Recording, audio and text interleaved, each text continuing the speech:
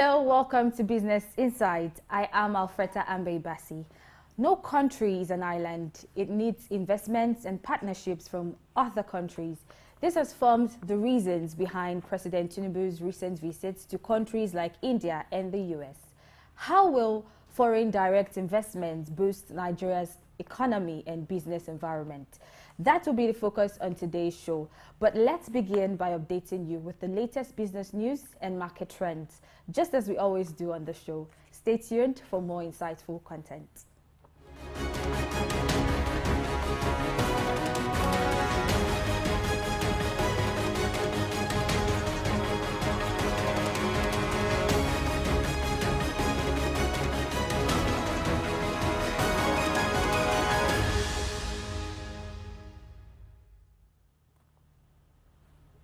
Thank you for staying with us. Vice President Kashim Shettima has said that Nigeria is facing a housing deficit and estimated that it would require approximately 21 trillion naira to bridge this gap. He made these remarks during the groundbreaking ceremony for a 500-unit housing estate in Sokoto. Shettima emphasized the urgent need to construct around 28 million housing units to address the housing shortage. He made these remarks during the groundbreaking ceremony for a 500-unit housing estate in Sokoto.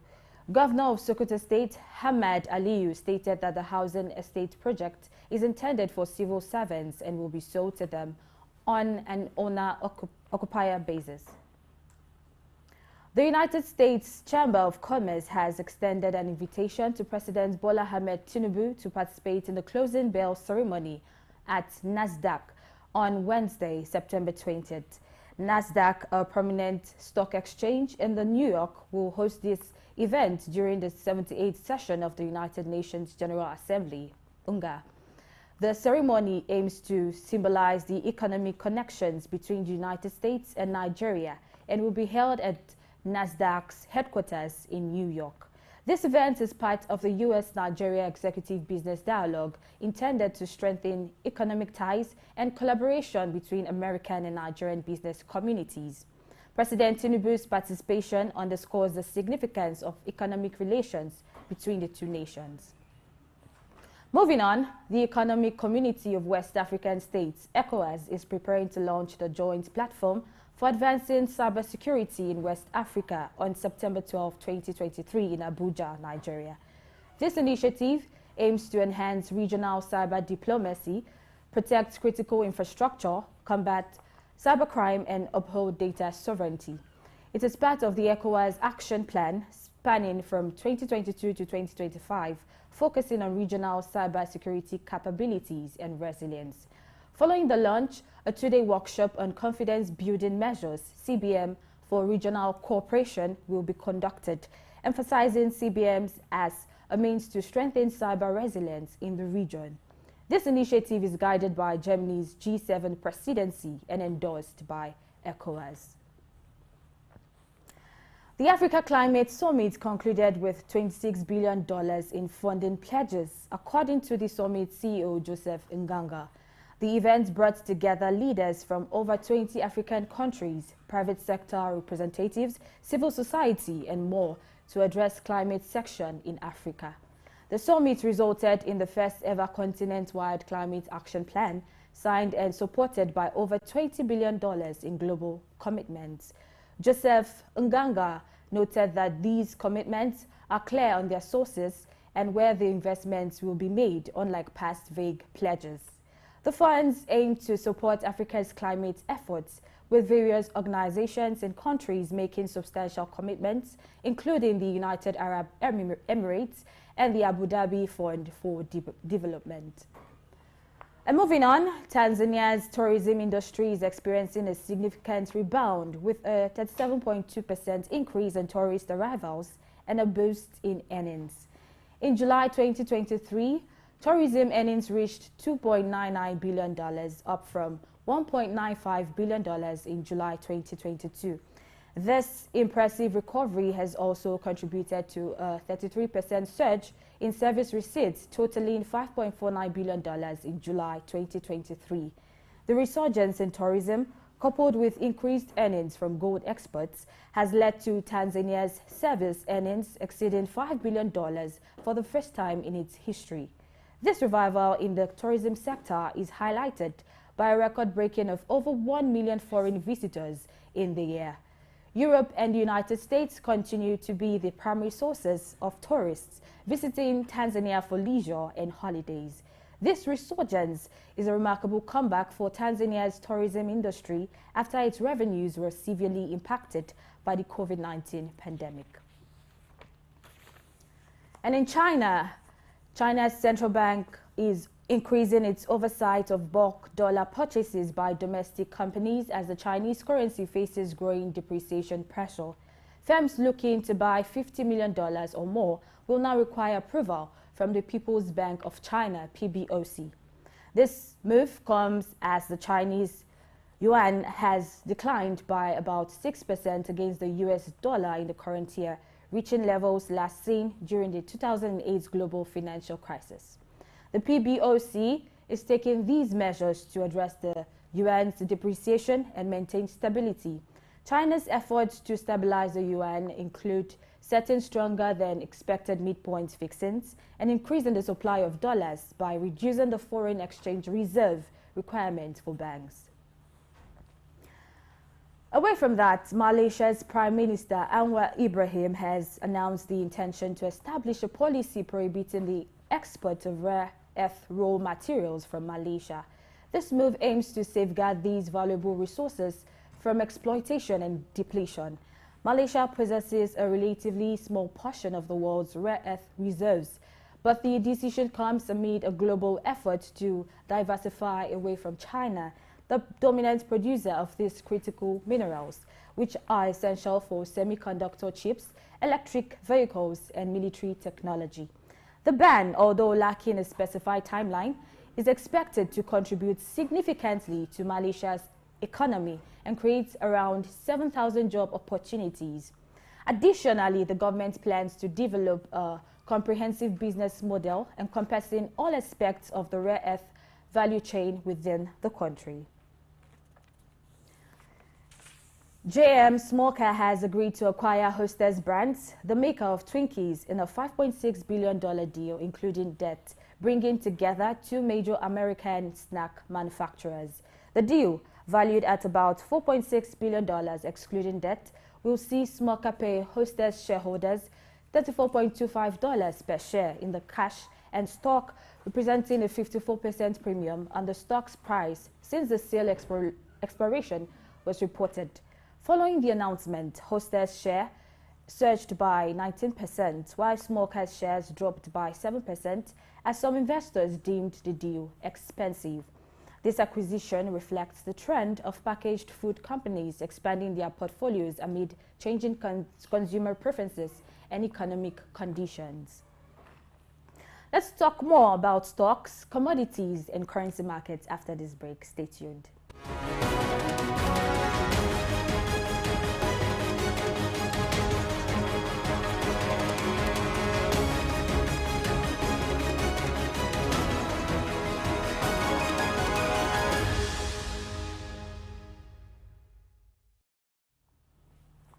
Thank you for having us.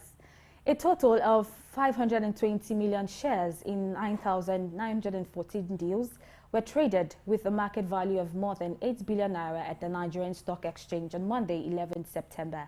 Compared to the previous NGX trading day, Monday's data shows an 8% improvement in volume and a 49% improvement in deals. The current market capitalization of the Nigerian Stock Exchange is 36.8 trillion naira. In total, 119 NGX listed equities participated in trading, resulting in 16 gainers and 43 losers.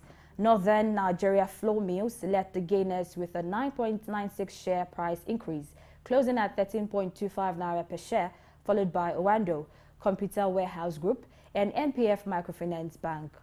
On the losers list, Learn Africa recorded the largest price depreciation of 15.64% at 3.29 naira per share, followed by National Salt Company, eTransact International, and Secure Electronic Technology.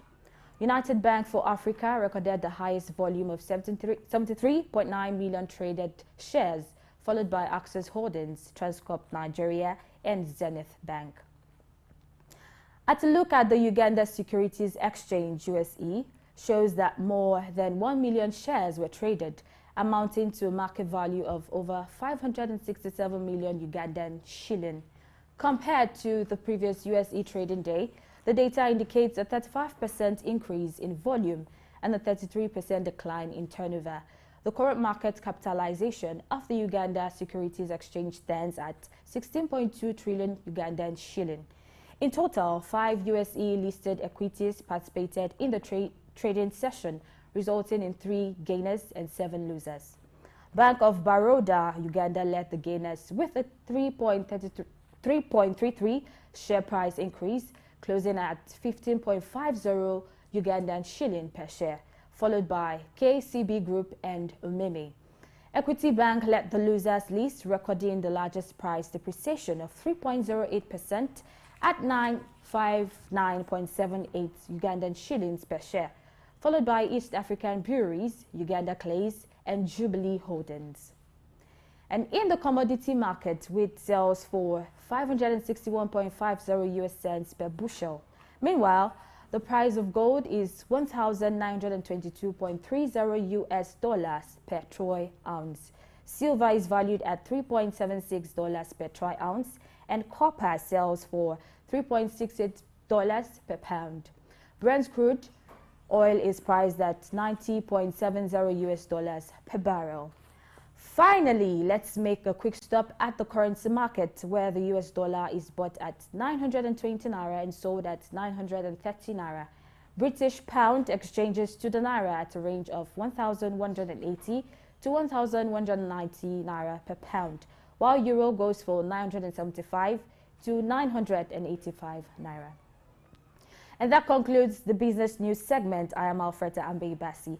Coming up next is an insightful discussion on foreign direct investment and industrialization, which will be anchored by Blessing Eiche.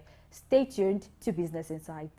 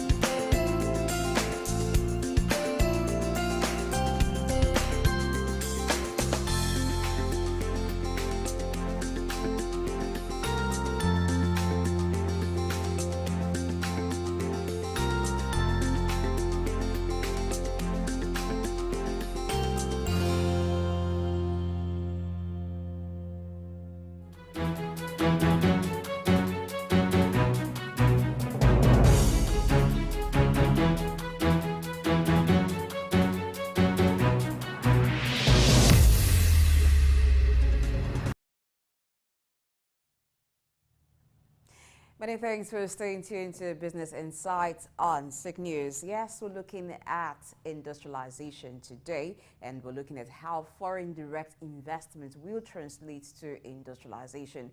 Of course, we've said that no country is an island. Every country needs investment and partnership from other countries for its economy to grow, as well as develop the business environment within the country. And that has been mostly the reason behind President Tinubu's recent trips to countries like India and the US. Now, from the trip to India, a lot of goodies have come for Nigeria, talking about foreign direct investment pledges from some companies in Nigeria. Now, from that trip, nearly $14 billion of pledges have been secured by Nigeria from Indian investors who seek economic cooperation with Nigeria. So we'll talk more about that as we bring in our guest, Dr. Tokunbo Olorindami, who is a business development consultant. Good morning, sir. Welcome to Business Insights.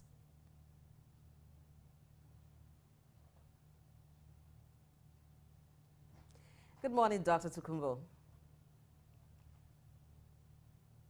Good morning. How are you doing today? I'm good. Hope you are too. I am trying. Please try harder, because we've seen that some goodies have already come to Nigeria, and soon you and I will be enjoying the benefits of it. But let's look at how it will benefit every one of us. Now, like I said, nearly $14 billion of pledges from Indian investors have come to Nigeria from President Bola Tinubu's trip to India. Some Indian investors have pledged some form of investment. Now let's look at some of them. We have in the part of petrochemicals, Indorama has pledged $8 billion worth of investment to expand their petrochemical facilities in Rivers State. So we also have Jindo Steels pledging an investment of $3 billion in iron ore processing to aid Nigeria's drive for industrialization. Before we begin to look at some of these companies and the area of investment, first, how do you feel knowing that these were the take-home for President Tinubu on his return from India?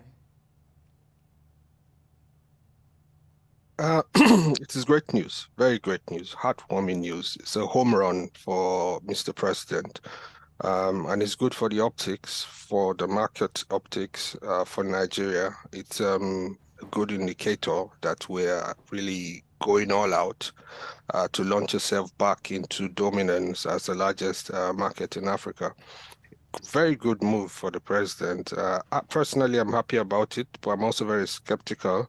I don't want to get ahead of the interview, but I'm a bit skeptical about how this will work out. And, in Norama, they're not new players in Nigeria. I would like to measure them by the impact they've made by their initial $1.4 billion, I think, with the petrochemical development in Port Harcourt and how much impact that has made already. Are we still exporting fertilizer? How well distributed is the fertilizer going around and all of that?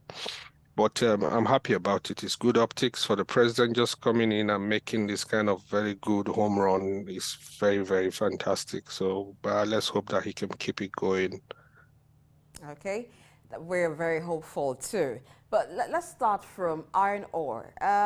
For Nigeria, according to the National Bureau of Statistics, NBS, from July 2021 to the first quarter of 2022, Nigeria spent over ₦1 trillion on iron and steel imports.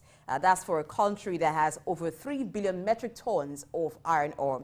Now, this iron ore deposit found in Kogi, we have Enugu, Niger State, as well as the FCT. And now that Jindo Steel has pledged $3 billion in iron ore processing, what are the hopes for iron ore production processing in Nigeria? We have the story of the Ajaokuta Steel Company. What's your take on this?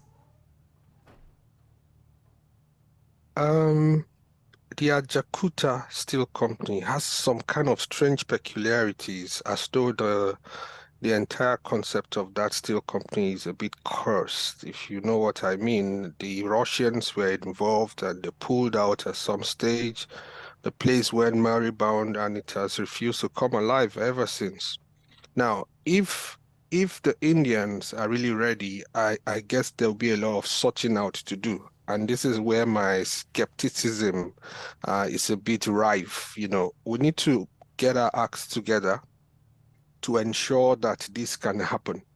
Otherwise, I would say they should just go set up in Enugu. And I'm very, very happy with some of the comments that have been credited to the president, saying that he is ready to remove any bottleneck that you really want to frustrate this business is happening, you know. So the president already he knows that these things are there, and he's basically given the ministers, I think it was mentioned that the Minister of Finance was given a marching order to get this sorted immediately. So it's going to be good for the economy, the largest economy in Africa. But do we really have our acts together? Looking at Ajakuta and the cloud of doubt that's been cast over that place, whether it can happen or not, there's a lot of paperwork that needs to, be sorted out. I guess some debts need to be paid, the trade union needs to be sorted so that when a new player come, they can really get going without any issues. That's why I said I have some skepticisms about the ease of these new investors, setting up their park and getting going with the business. Okay, let's assume the hurdles are cleared off the way and then it becomes a success that production actually takes place. Now, we know that the principal use of iron ore is production of iron, which is used in making steel. So how will that impact the economy? What economic gains will it translate to for Nigeria? Oh, that would be a lot. It's going to bring a lot of impact. I see direct job creation. I see indirect job creation. I see induced job creation. You can imagine the impact this will have on manufacturers of different products. The value chain for steel is very, very wide. Construction, technology, transportation, roads, and the list is endless. So I would expect that not just for Nigeria, for the sub-region, that the steel sourcing, Nigeria will become a new destination. People jumping into an aircraft, jumping to Russia or other places to source steel. I imagine that the Chinese will also be interested because of the infrastructure development happening in their own enclave. The UAE will be interested, and that sort of growth will bring about a lot of expansion. And then you can see companies and major manufacturers coming in knowing that the source material for their creation and innovation can be found in the market in Nigeria, where there's also large labor. So you expect an explosion market-wise, and the economic impact will be a lot. So our GDP should jump up several digits. Will it also create a kind of local supply value chain? Are there businesses, are there industries that would benefit from this too? That's a very good question, and you're beginning to bring me to my very strong point in business. You see, just saying that a foreign direct investment is coming is not enough. You have to look at the readiness of the marketplace for the investment. We've studied some investment, especially in offshore wind development, even in Europe, in some communities where the investment didn't make any impact on the communities that hosted them because they didn't have the skills to participate. And these are very critical points that we need to note. Those who know how to sort things should begin to ask people to upskill. You need to upskill and get ready for what is coming. Otherwise, it will come and you just be an observer. They come, bring their money, and when the money is made, they take it out. They bring their experts because they cannot find experts on ground. So what's the gain for Nigeria? We're not keeping the money. We're not trapping the money. At best, people are gate men, cleaners, and things. We don't want that kind of investment. We want an investment that can really get the teaming youths engaged in a way that they are providers of the critical labor that industry needs, and local manufacturer can also plug in, and then the value chain can organically develop. So one of the few things I think we need to start doing as a country is upskilling for the production of iron, upskilling for that value chain for manufacturing of vehicles, and this can happen through apprenticeship programs or internships and the likes of it. All right, so that takes us to power, because for this kind of production to happen, of course, we need power. And then we have Skipper Cells, one other company from India, which plans to invest $1.6 billion in the power sector by building 20,000, I beg your pardon, 2,000 megawatts power plants across the country in 4 years. But we have the power sector privatized. Most parts of it privatized. In what way do you think this investment is going to come? How will the generation plan be? And when is it going to happen that we're going to begin to see the effects of this? Because we have the discos, we have the gencos, we also have the transmission. So if they're investing $1.6 billion, what do you see in this? I'm sorry, I'm not very optimistic about the issue of power, because you see, there's a lot that needs to be sorted out. It's not just generation that is the issue. Distribution is another issue. Getting value for what you generate and distribute is another issue. People don't pay their power bills. It's not an attractive market. You frustrate the government, the market, the gencos and all of that. It's a very difficult place, and the history of power generation distribution has perhaps contributed to this. Nigerians have lost confidence, so when they get the power, they don't even know when it's different with them generating it themselves. They see the bills, they query it, it's abnormal, it's high, and all of that. So any serious investor at this time will be coming with power. I do not think that any of these guys who are jumping into the market will expect to rely on public power and the national grid. Rather, I think they will be contributing to the national grid from whatever excess they can generate. But I am sure that they will be coming with their own independent power source, maybe some kind of plant within the system or some kind of plug-in system that runs with the entire production of the steel or the petrochemicals. Otherwise, they're going to get frustrated very quickly. But the other end that we were talking about is the value chain development, manufacturers wanting to come in. And this is where, we can shortchange ourselves. And that circle of investment will not be complete. The induced economic vibration might be cut short because the other people along the value chain will want to plug into the national grid, and this is where the disappointment comes in. A 2,000 megawatts contribution to Nigeria energy at this time is not substantial. It is something, and if it can be relied on, if it can be consistent, it's worth celebrating, but it's not enough. A single airport in some countries use over 6,000 megawatts in a day. So you can imagine what 2,000 would do. And I know that, yeah, we should celebrate that in Nigeria. But if we're talking in terms of the kind of investment coming, $14 billion, we need to be looking at 10,000, megawatts to stabilize the value chain.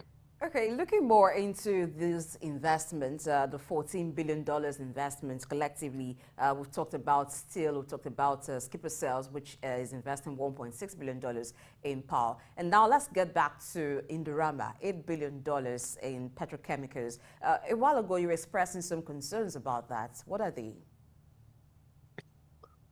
I mentioned that Indorama, they're not new players in the Nigerian market. in 2011, I think, they came in to establish the largest fertilizer and petrochemical company in Port Harcourt. I think they're running now. I'm not quite sure, but can you estimate the impact that has made? I'm a bit optimistic because Indorama is huge and they're major players globally in petrochemicals. So I expect that if they're bringing $8 billion, they're ready for business. And but I don't think that Port Harcourt is going to be able to contain that. If they can sink that kind of amount, we will expect population explosion in that city. We expect a lot of more pollution in that city. It has to be a bit spread out. And I'm looking at, the climate risk now, part of, it's part of business development these days. When you're bringing such a huge amount of money, you want to know what carbon footprint you're leaving behind, all of this amount of money and the climate effect and impact it will have on the local community. We've seen similar investment in the past, and that has left Ogoni land, crying for many decades now, and they're still working to clean up the place, and it will take between 30 to 100 years to actually clean up some of the mess that's been left there. So I'm a bit skeptical, and these are the issues that I'm looking at. 8 billion is a lot. What's the plan? Where are they going with this money, and how would the local economy benefit from it? Are they bringing their train with their people, and are they going to be employing their engineers? We need to see that there's a socioeconomic impact, is sucked up by the community. They're creating direct jobs for our people. They are creating indirect jobs for our people. They are creating induced jobs for our people. And this is where we would have gained massively, but we'll be losing out. For example, sourcing parts for their operations and maintenance and all of that will have to come from abroad. So a lot of the money will still be going abroad until Nigeria gets her acts right. But it's good. It is good. But we just don't want to be a marketplace where people fly over our heads to bring in money and then fly over our heads to take the money out at the same time. Besides power, the issue of justice could also affect, the way this business is run. People want to bring in their money and know that they can get it out when they want to. The justice system needs to show a lot of promise, especially with business development, conceptualization, and access for respect to contracts, and all of that. Now, these concerns you've expressed are germane. So what is the way to go here to ensure that the full benefits of these investments are enjoyed by Nigeria? What would need to happen to ensure that Nigerian economy and businesses benefit a lot from these investments? Unfortunately, we cannot just tap our fingers and make it happen. It has to happen gradually. It's an incremental but deliberate increase of skills. We need to skill up, for example, ensure that we have the skill to somewhat support some of these industries, and that the enabling environment for other investors within the country to grow and plug into the value chain, for example, production of operations and maintenance capability to some of these factories, and ensuring that the climate end of things is straightened out. These companies are ensuring that their ESG is contextualized to our own sustainability agenda in Nigeria, and there's a lot of climate financing going on to ensure that we're mitigating, the impact of climate, and the companies themselves are into sustainable manufacturing, so that we don't end up destroying, the people in the bid to build the economy. And then the justice system in Nigeria needs to clearly show respect for contracts, respect for intellectual property, respect for businesses, so that people know that they can come, do business, and take their money out. For somebody like Richard Branson, Virgin Nigeria Airline, that left and he went public to say Nigeria is one of the poorest places to do business in the world. For that kind of a person to give that kind of feedback to other businessmen like him, we have a lot of correction to do. And certainly he was frustrated out of the Nigerian market. Don't forget that there's Virgin Australia, Virgin India, there's several other countries that have plugged into his brand and they're doing very well. So that is just a side journey to show you that we have a lot of cleaning up to do. We have to improve on our image business-wise. And I'm glad that both the mannerism, the gesture, the declaration of Mr. President sort of shows that, okay, there's a new sheriff in town and he means business. So I expect to see things change, but don't expect it to happen very quickly. It's going to be a gradual process. Okay, let's pick it up from your side journey. We're talking about how the review that an investor gave about Nigeria wasn't so good and Nigeria needs to put its acts together. That is one thing that we've seen that President Bola Tinubu is committed to as he makes his trips to several countries. The United States Chamber of Commerce has extended an invitation to President Tinubu to participate in the closing bell ceremony at NASDAQ on Wednesday, September 20th. You do know that NASDAQ is a prominent stock exchange in New York, and it will host this event during the 78th session of the United Nations General Assembly UNGA.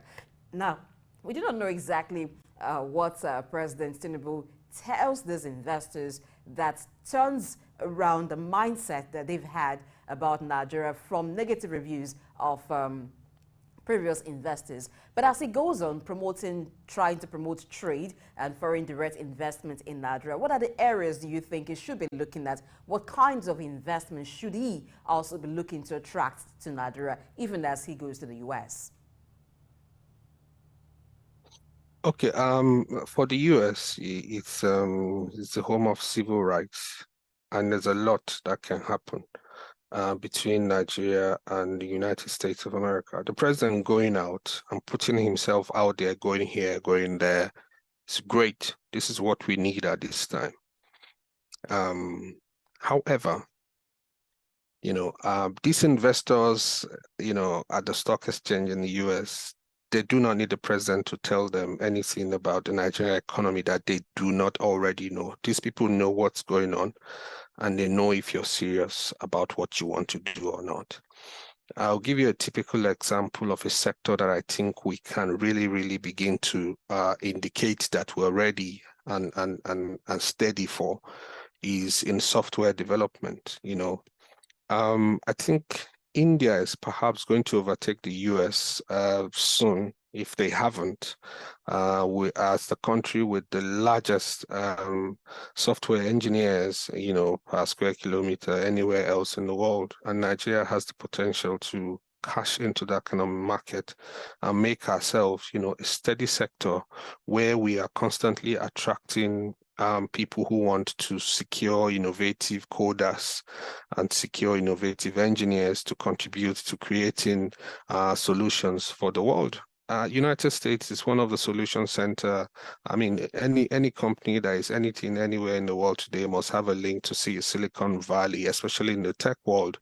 So I would expect, and I'm glad that I think the Minister of I think his Communication and Digital Economy is on the entourage of the president. These are the kind of critical connect that he will need. And then back home, the president during his campaign kept mentioning that he will convert the Yahoo boys to, IT expert. And this is where it happens. I expect that already we should begin to galvanize upon electoral promises. And some of these ministers, they appear to be people who already know these things. So they need to begin to create those hubs and the enablers for these things to happen. You cannot say you're attracting investors and there's no skill for those investors to use to develop goods and services in situ, in the country. If they have to bring in their engineers, bring in their coders, those ones will have their families out there, and when they make their money, they send it back. So that socioeconomic impact is not happening. It's just a mirror. It's a reflection of the possibilities that can happen, but it's not actually, it's not actually seated in. It's just, we're just hearing that, oh, this person is coming and that person is coming. It's like when MTN, I think it's MTN or ShopRite, some company, they were trying to pull out money, or DSTV, they were trying to remove some money. And there was scarcity of dollar in Nigeria then, and it cost a lot of row. People want to do business. I want to know that they can take their money. But the way the business is set up must be such that the economy can benefit. You want to see people, socioeconomic indicators improve, people buying houses, they're living on a lot more, their standard of living are increasing, their families are happier because this investment is coming. Otherwise, it's just going to be another facade and just a reflection of realities that can be. So with the president going to the US, he will again be letting people know, look, I'm a new president and I mean business. We'll clean up and we'll make things happen. We'll make the economy attractive. Anything other than that will be too much. And that is what he is saying. And that's what he should keep saying, because those guys know our market more than we do. Touched on digital economy when you made reference to the president talking about creating 1 million jobs in the digital aspect, in the digital sector rather, and then he talked about converting the Yahoo boys to people that will be doing ethical digital jobs. We do know that there is ethical hacking. So is there a way to maybe have these people convert professionally to doing something ethical in the digital space? And can we start from home before maybe exporting to other parts of the world?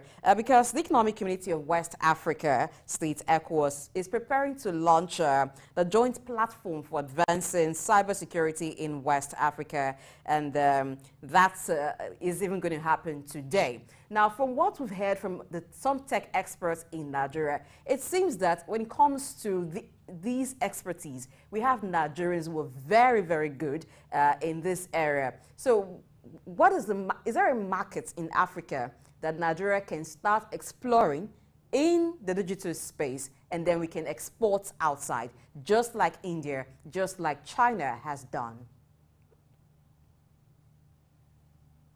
Yes, you see, I've always been an advocate for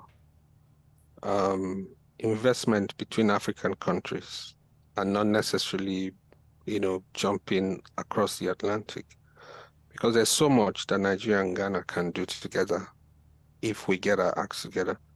There's so much that Nigeria and Zimbabwe and South Africa can do if we get our acts together that will be beneficial to both countries.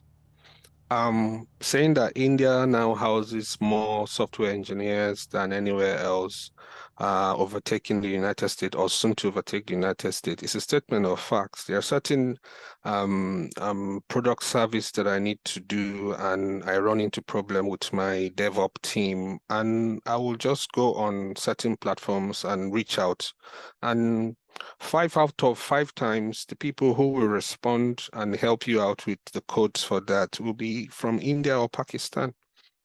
So they, without leaving their country, they're already meeting those services. And, technology has made the workplace so ubiquitous today. You can be here and working elsewhere, several continents, away from yourself.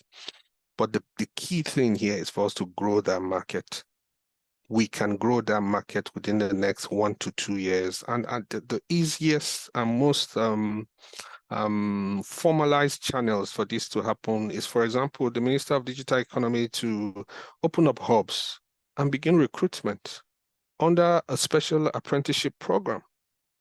Let these people come in. If you don't open the door to them, they won't come in. If they can come in and get paid for getting trained, then you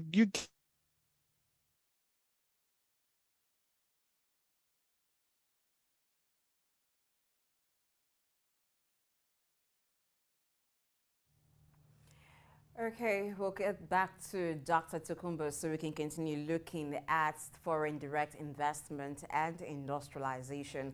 Now, when he returns, one area that we'll also be looking at are the challenges of foreign direct investment. Are there challenges associated with having foreign direct investment? How can Nigeria mitigate those challenges to ensure that it gains from the benefits or it gains from foreign direct investments? And let's also look at industrialization.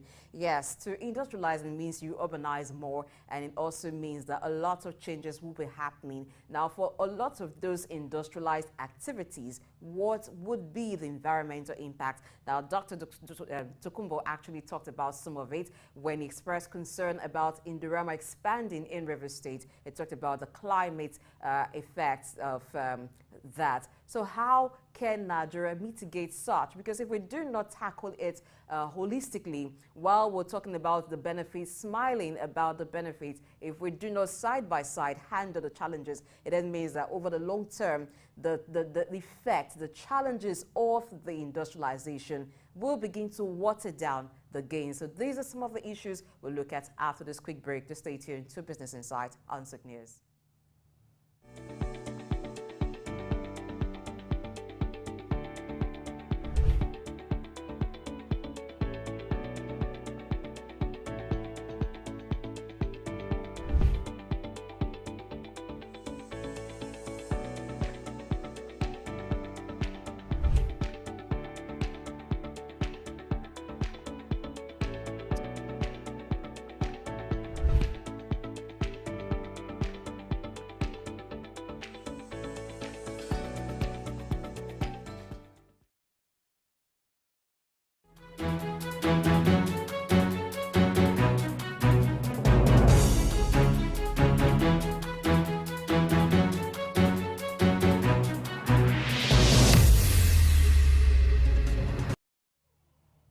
Many thanks for being there. It is still Business Insight and Souq News, and we're looking at foreign direct investment and industrialization. Dr. Tokumbo Olorundami, a business development consultant, is still with us. All right, Dr. Tokumbo, we've been talking about the benefits. We're talking about the ways to maximize the gains of foreign direct investment and industrialization. But let's look at the downside. Are there even downside to foreign direct investment with industrialization on the environment, on the resources that will be explored? Let's look at that. Yes, there are downsides, and one of the key or the major downside is that our industrialization back home has been interrupted. We depend on um, foreign direct industrialization. Permits me to use that word because we don't have the infrastructure to sustain some of the investment we're trying to pull in. In Europe and America, for example, North America and Europe, they have gone from industrialization and they're now in the era of knowledge work because most of the systems with which to sustain the industrialization is already in place.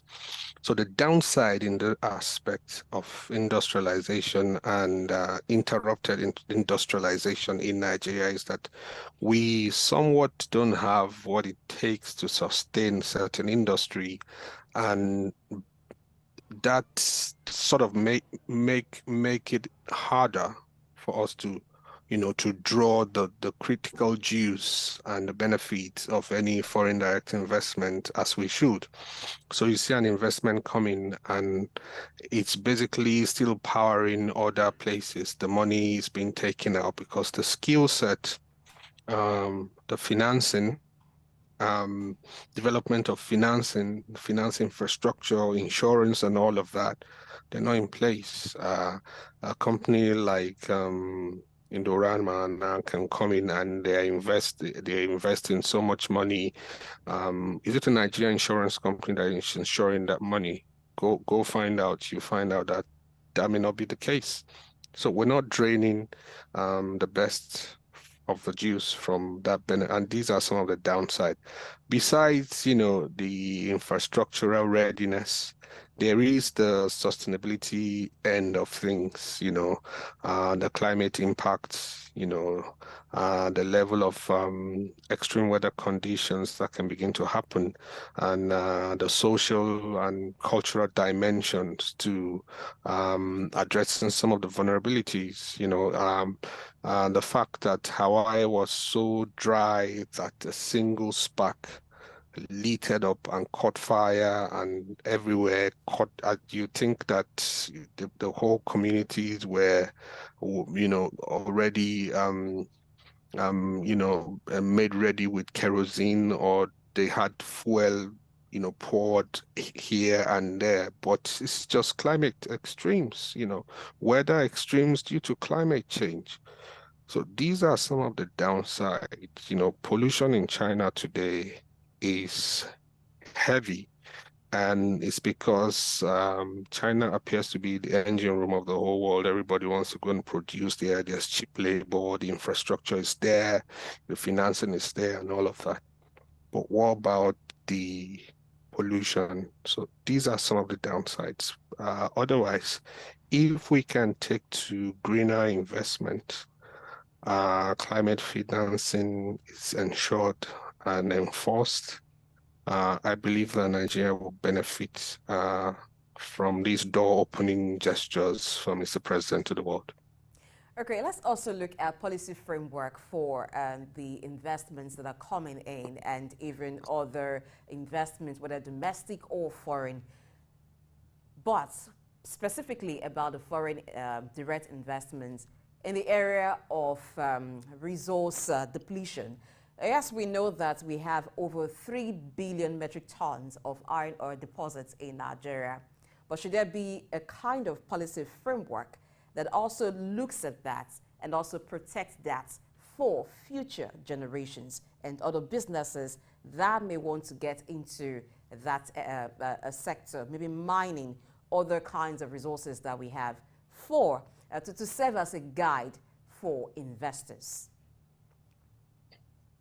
I think you're very correct with your submission. We need to look more into the sustainable end of doing business, sustainable mining, sustainable manufacturing, sustainable development, look at the SDGs and how we can allow this inform policy formation, for guiding how we implement, design, and enforce policies. Policy inconsistency has been one of the largest contributor to some of the bad press we're getting in terms of business development in Africa and particularly in Nigeria. The example I cited about Virgin Nigeria and how Virgin Atlantic pulled out of that agreement, it was mainly because of policy inconsistency. His Excellency Issa Yuguda was the Minister of Aviation when Virgin came in, and 2 ministers after him, Virgin is already packed their things and they're leaving. So it should tell you something about the body language, the policy, the relational force between the parties involved. The fact that you're changing either presidents or ministers or state governors does not particularly mean that the entire business structure and the order of doing things would change so much so that people cannot do their business with the ease with which they used to do it, and mainly it's because either policies are not respected, or they're put aside, or somebody is undercutting, the energy of that policy. So we must get that end right, and as you've rightly submitted, we need to think more sustainably. You think that water cannot finish, think again. You think the oil will not dry up, think again. If you think the iron ore will not finish, you should think again. Because if you have a pot of soup and that soup is really big, if you keep taking from it, it will go down. And we're not even allowing it to the way these things have come about. They've come through several geological centuries and years through Okay, uh, Dr. Tokumbo, we're out of you know. time. I wish we had more time to talk about this, but yeah, Thank you. unfortunately, this is how Thank you. much time would allow us to dwell on the topic today, foreign direct investment and industrialization. Mm, Thank you very much for being on the show today. We value so much your contributions. And by the way, I didn't thank you. submit to anything. I was only asking a question. You're the expert here. No. Don't be afraid to make a submission. No, it's not It's about fear. fine. You're the I mean, expert. I'm only you should asking even questions. even in your news reporting, you can report news sustainably, so you're safe. Don't worry. Thank you very much.